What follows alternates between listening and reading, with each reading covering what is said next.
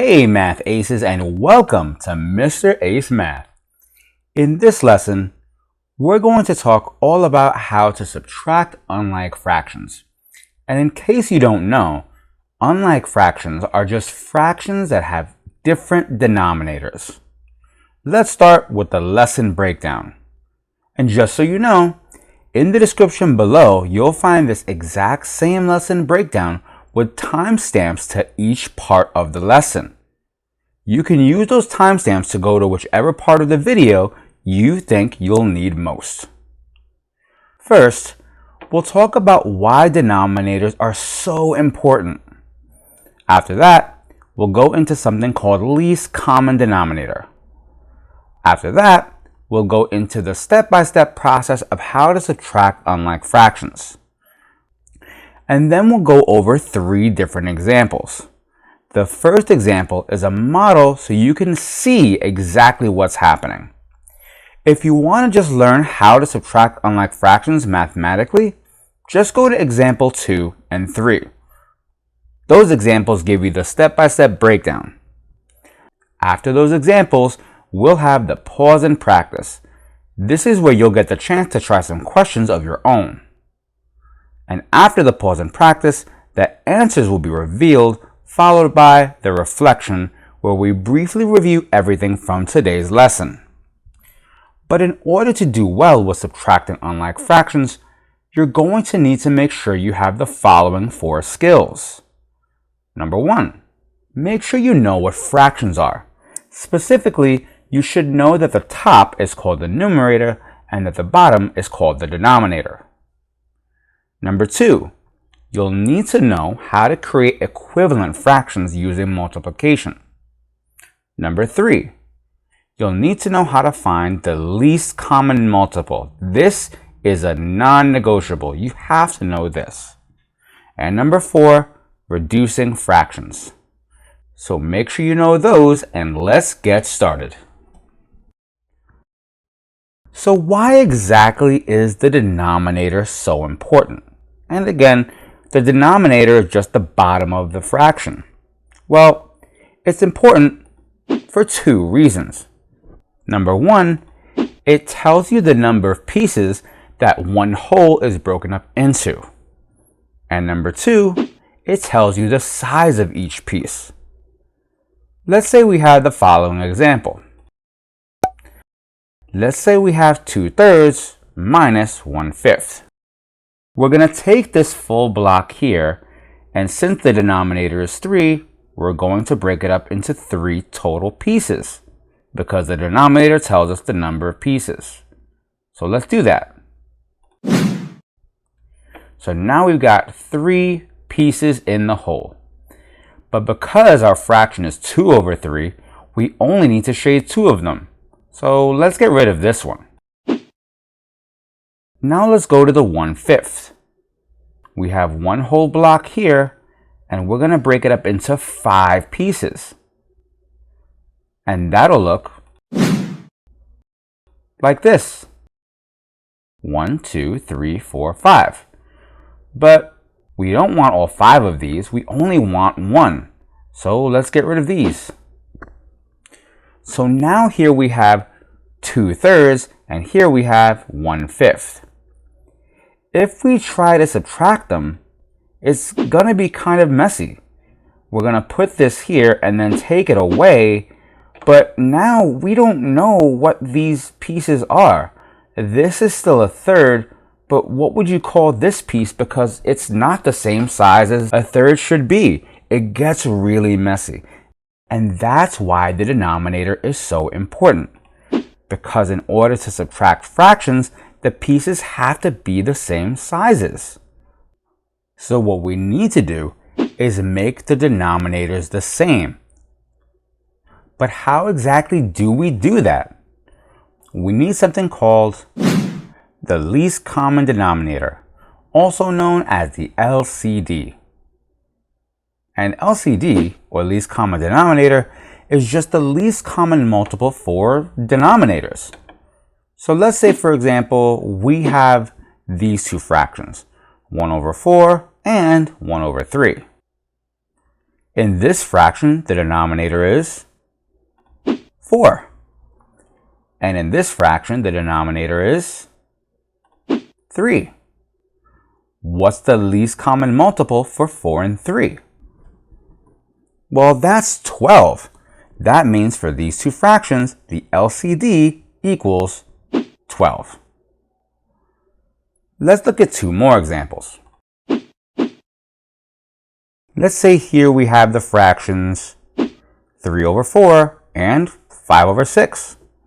In this fraction, the denominator is 4. And in this fraction, the denominator is 6. So what's the least common multiple for 4 and 6? That would be 12. That means that LCD for these two fractions is 12. And here's our last example. Let's say we have the fraction 2 over 7 and 1 over 2. In this fraction, the denominator is 7. And in this fraction, the denominator is 2. So what's the least common multiple for 7 and 2? Well, that would be 14. That means that LCD for these two fractions equals 14. Now that we know about LCD, let's get into the step-by-step breakdown of how to subtract unlike fractions. There are 3 steps that you'll need to know. Step number 1 is to find the LCD. Step number 2 is to use that LCD to create equivalent fractions. And finally, step number 3 is to subtract the numerators. And remember the reason why we're doing this. We're doing all of this in order to create fractions that have pieces that are the same size. When the denominators are the same, that means the sizes are the same. And when that happens, we can subtract the fractions. So back to our model. Remember how we had 2 over 3 and 1 over 5? Let's go to step 1, which was to find the LCD. So what's the LCD for these two fractions? Well, the denominator here is 3 and the denominator here is 5. And the least common multiple of 3 and 5 is 15. Now that we know the LCD, we can go to step 2. And step 2 was to create equivalent fractions using that LCD. So 3 times what is 15? Well, that's times 5. And since we multiply the bottom by 5 to create an equivalent fraction, we'll do the same thing to the top. And 2 times 5 equals 10. So look at what happens here to these pieces. If we had a whole out of 3 pieces, there would be a total of 15. 1, 2, 3, 4, 5, 6, 7, 8, 9, 10, 11, 12, 13, 14, 15. So our denominator is 15. And what's shaded is the numerator, which is 10. 1, 2, 3, 4, 5, 6, 7, 8, 9, 10. Now let's go to the bottom fraction. 5 times what is 15? Well, that's 5 times 3. And to create equivalent fractions, whatever we do to the denominator, we do to the numerator. So we'll have 1 times 3, and that equals 3. So based on this equivalent fraction, we should have 15 total pieces here, like so, and 3 of them should be shaded, which is exactly what we have. Now that our pieces are the same size, we can take 3 of these pieces away. So I'm going to take 3 of these pieces and shade them yellow. Remember that we're taking these 3 away from the 10. And when we do that, we end up with 1, 2, 3, 4, 5, 6, 7 pieces. And that's exactly what our answer is, because 10 minus 3 equals 7. And we have a total of 15 pieces, making our final answer 7 over 15. Now let's go over our next example step by step. So we've got 5 over 9 minus 1 over 3. Before we even get to step 1, I'm going to write the fractions one on top of the other, like this. And now we can go over the 3 steps, starting with step 1, which is to find the LCD. Remember, our denominators here are 9 and 3. The LCD for 9 and 3 is 9. Now that we know the LCD, we can go to step 2, which is to use that LCD to create equivalent fractions. In order to do that, we have to find out how we went from our original denominator to our new denominator. So, how does 9 become 9? You simply multiply by 1. And to make an equivalent fraction, we do the same thing to the top. So we'll have 5 times 1, and that gives us 5. So our equivalent fraction is 5 over 9, which didn't really change. But let's look at our bottom fraction. 3 times what is 9? Well, that would be 3 times 3. And to create equivalent fractions, whatever we multiply the bottom by, we multiply the top by as well. Since we multiplied the bottom by 3, we'll do the same exact thing to the top. So 1 times 3 equals 3. So our equivalent fraction is 3 over 9. And finally, step number 3, which is to subtract the numerators. So we'll set that up. We've got our minus sign, and all we've got to do is subtract 5 minus 3. And 5 minus 3 equals 2. So that means our final answer will be 2 over 9. Let's look at our last example. Here, we've got 9 over 10 minus 3 over 4. Before we even start our steps, let's line our fractions up one on top of the other.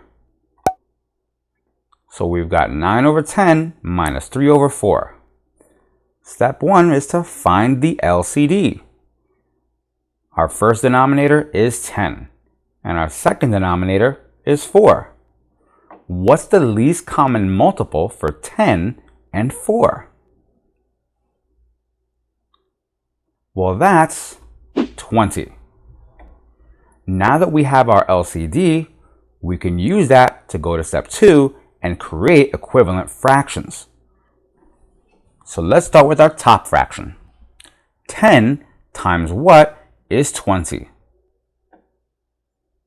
Well, that's 10 times 2. So whatever we do to the bottom of the fraction, we'll do to the top, because that's how you make equivalent fractions. So 9 times 2 equals 18. So our equivalent fraction is 18 over 20. Now let's go to our next fraction. 4 times what is 20? Well, that's times 5. And since we multiplied the bottom by 5, we'll do the same thing to the top of the fraction. So 3 times 5 equals 15. So our equivalent fraction is 15 over 20. Now we can go to step 3, which is to subtract the numerators. So let's set up our subtraction and subtract the numerators. 18 minus 15 equals 3. And the denominator will stay the same. So our final answer will be 3 over 20. So here's your pause and practice. Just pause and practice. Hit the pause button and try these questions. When you're done, hit the play button to see if your answers are correct. Ready, set, go.